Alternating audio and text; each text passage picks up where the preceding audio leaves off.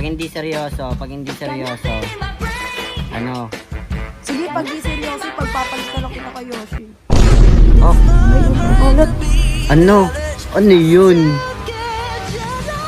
Bakit? Oh. Ba't mo pagpapalit kay Alam mo Yoshi? bakit? Kasi si Yoshi, nung panahong wala ka, lagi mo ako inaaway, siya lagi yung nandyan para sa akin. Eh, ikaw, nasan ka? Nandun ka kay Nika. Sa mga kaibigan mo, di mo ako pinapansin, lagi mo ako Kaibigan dinidedma. ko ba yun mga yun? Oo, bakit?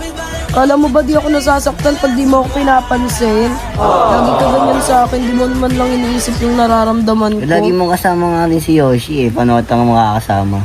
Eh, pwede. Ala, kasi lagi mo nga ako iniiwan, di mo nga ako pinapansin. Siyempre, naghahanap ako ng kasama ko eh. Ang lungkot-lungkot ko nga lagi Maghanap ka na ng kasama mo, lalaki pa. sa akin. O, kala ko ba kayo lumalapit sa kanya? Parehas lang kami. Tsaka O, sobrang di bait kaya sa... gustuhan. Oy, may sinabi bang nagkakagustuhan? Hindi ba pwedeng magkaibigan lang kaming dalawa? May ganun ba? Sige. O, may ganun. Eh, ako ayoko ng ganun eh.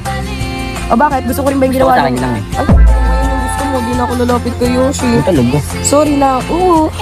Gusto ko kasi sa akin lang. Sa'yo Pero lang. parang ayaw mo sa akin. Hindi. Gusto ko nga sa'yo. Sorry na ngayon. Sorry na ako.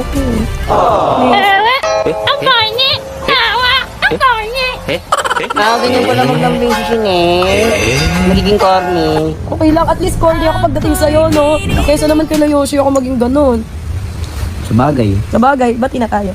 Bati na kasi tayo. Ano? Dali na, bati na kasi tayo. Bati na tayo? Bati na tayo. Pati na tayo? Bati na nga tayo. Basta mo na ulitin yun.